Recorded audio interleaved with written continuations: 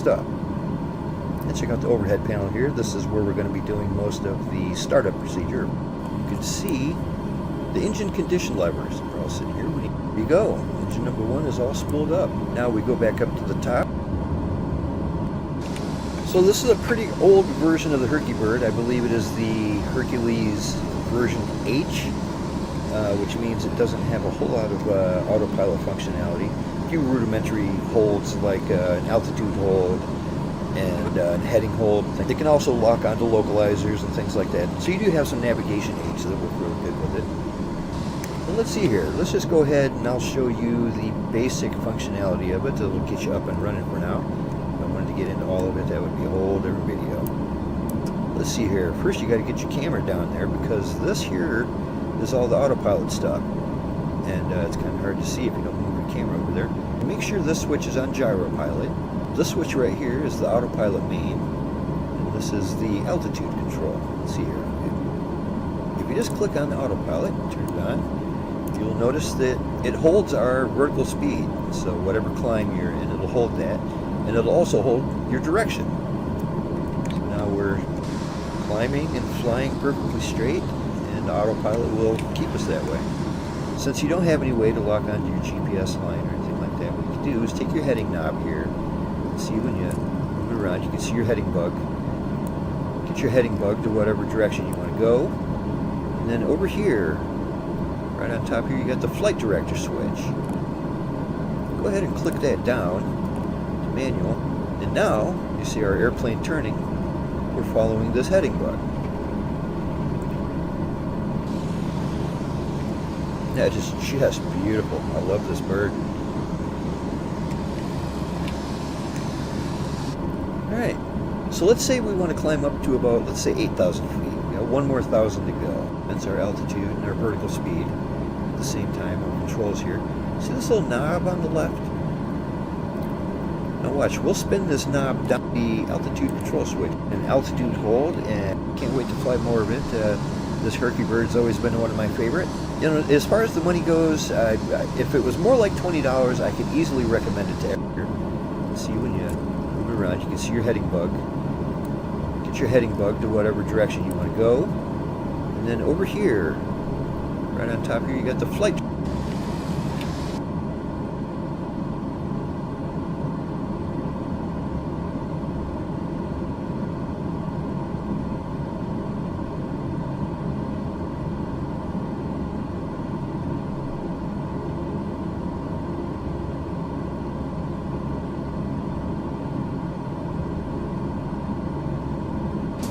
Takeoff runway Gate with the GPS, and how to do an instrument landing. Alright, now that we've established a steady climb out of the airport, we'll spin that up a little bit, and we'll bring our vertical speed down to something a little more flight plan, and it'll get you where you're going.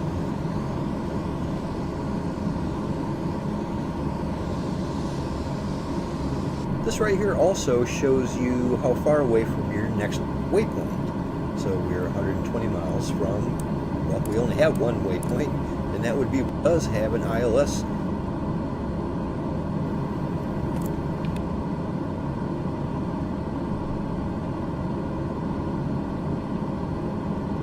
No matter what this is set to, no matter what the radio coupler is set to,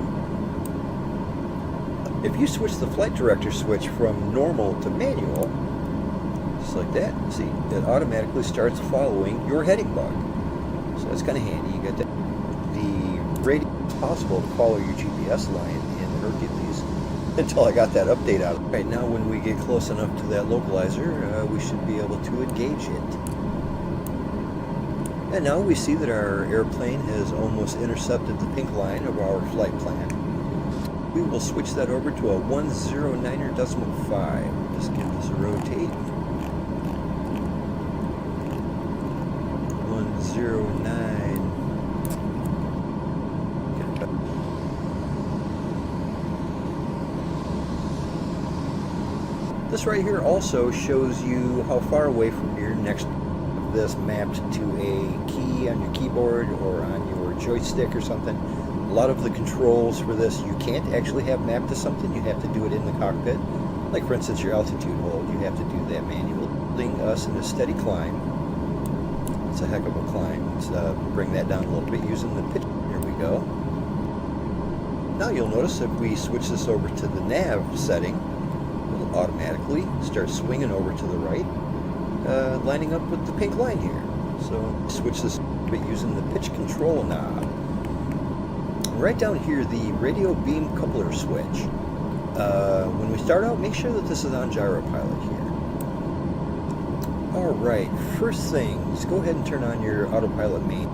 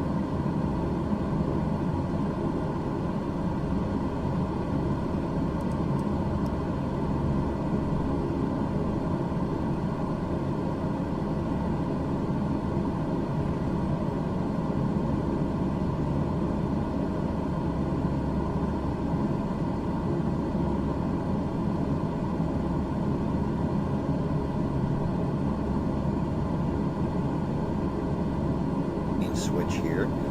You can actually have this mapped to a key on your keyboard or on your joystick or something. A lot of the controls for this you keep using the heck of a climb. Let's bring that and engage the autopilot to go ahead and start following our flight plan. What we want to do here is go down to the beam coupler and swing this over to the ranged localizer. Here we go. Now you'll notice if we switch this over to the nav setting, it'll automatically start swinging over to the right, lining up with the pink line here. So there you go. We are following the GPS course. Now that we're up about 10,000 feet, let's also go ahead and hold our altitude. We don't need to go much higher than that. So just click the altitude control switch, and you'll see we're leveling out, and we're holding our altitude and turning towards the pink line. And this way, you know, the airplane will just simply follow the flight plan and it'll get you where you're going.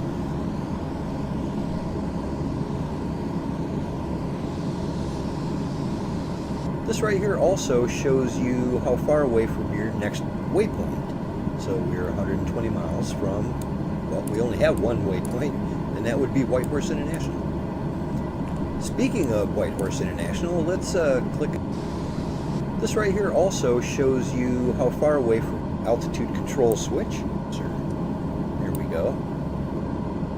Now you'll notice if we switch this over to the nav setting, it'll automatically start swinging over to the right, lining up with the pink line here. So there you go. We are following the GPS course.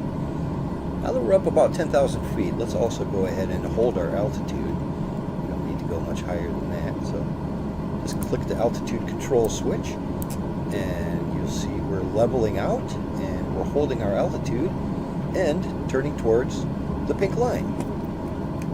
And this way, you know, the airplane will just simply follow the flight plan and it'll get you where you're going.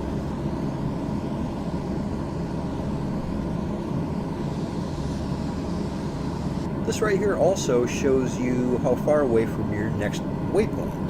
So we're 120 miles from, well, we only have one waypoint, and that would be Whitehorse International.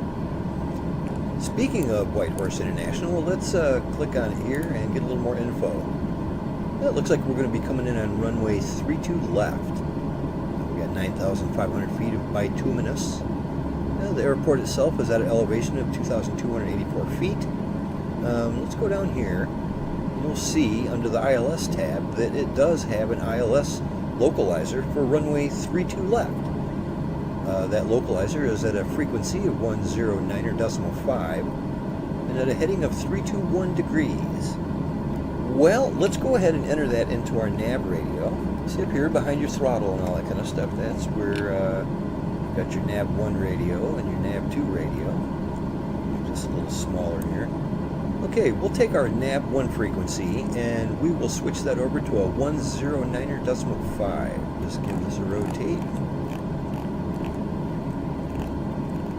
109. Get a better look here. 109.5. Alright, now when we get close enough to that localizer, we should be able to engage it. And now we see that our airplane has almost intercepted the pink line of our flight plan. And like I said, up until a few days ago, I didn't even know it was possible to follow your GPS line in Hercules until I got that update out of the blue, and well, here we are. So one thing we need to bear in mind when we're approaching Whitehorse International and we want to make sure we're coming in underneath the glide slope. So let's see, Whitehorse International is at 2,284 feet. Usually if you approach the glide slope at about 15 to 20 miles and you're about 3,000 feet above ground level, that should be enough. You'll see the glide slope indicator here and you'll be able to tell if you're above it or below it. Alright, here's a little something about the Autopilot 2 that's handy. You see we have our heading bug right here, and we can move our heading bug around by using the heading knob. Well, at any time, no matter what this is set to, no matter what the radio coupler is set to, if you switch the flight director switch from normal to manual, just like that, see, it automatically starts following your heading bug. So that's kind of handy. You got that switch right here anytime you want. And now we can turn our aircraft just by using the heading bug. And that might come in handy for a lot of airports where, for instance, you might need to turn to the right of the pink line so you can come in straight for the runway. This one's not too bad. I think we're going to be coming in straight enough to where it should catch the localizer regardless. Let's just go ahead and turn that back to normal, and we'll go right back to following our GPS line. Alright, I am going to begin descending down to 6,000 feet, but we're not in a big hurry. We're still up in the mountains. But start descending here slowly. I'll show you how to do that easily enough. Go down here and disengage your altitude control. Now that the altitude hold is no longer engaged, we can just spin the control knob here, and it'll lower our pitch, and we are descending. By the time we get to within 15 or 20 miles of Whitehorse, I'd like to be about 6,000 feet. Of course, all of this is subject to change if there's a mountain in the way, you know how that is. As a matter of fact, why don't we go ahead and turn out a little bit to the right.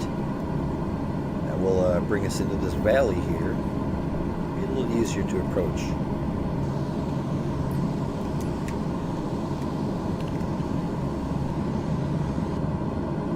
Like I said, I wanted to be around 6,000 feet.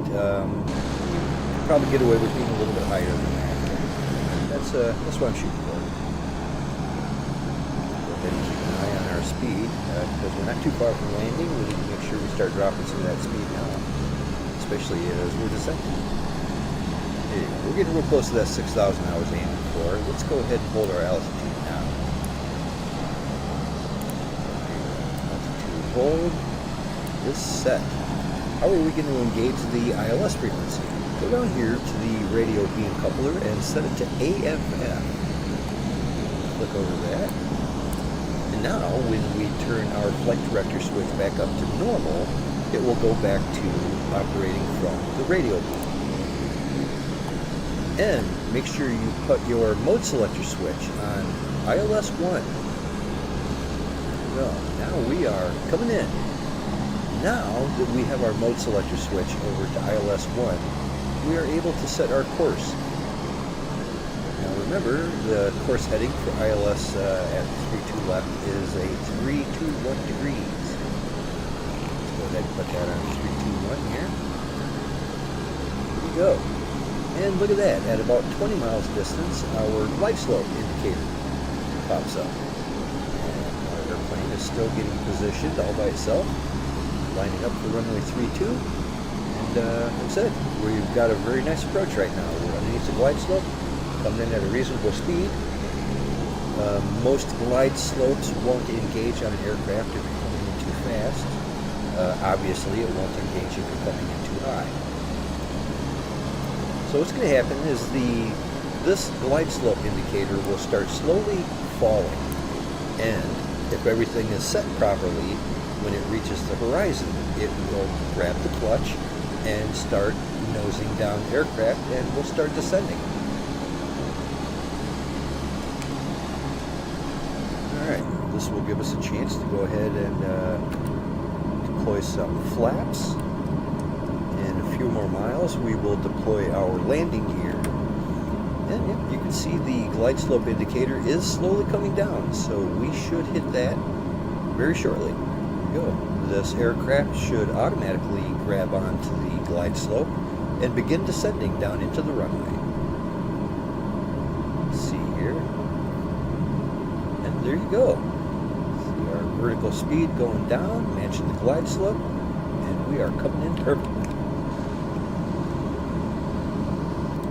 And give ourselves a few more notches of flaps here and begin slowing down. But remember, on Hercules your approach speed is right around 110 to 120 knots. At full flaps you can go less than that, but that's a nice comfortable range. Now that we're 7 miles out, I'm going to go ahead and lower the landing gear. And look at that. We are coming in perfectly straight, hands-free.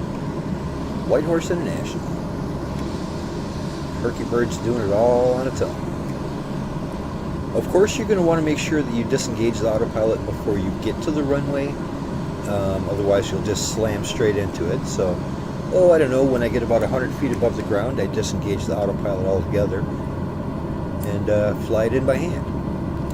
Well, alright, I don't think we need this anymore. Let's go ahead and drag that off to the second monitor.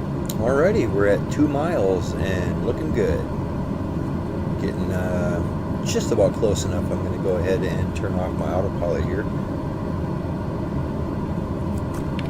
I'm going to do this manually instead of using the button on my stick, just to show. Let's see here. We'll turn off the autopilot main, and we are back to flying by hand. But look at that. The ILS was a little bit off to the right, but many of them are like that. They're not perfect.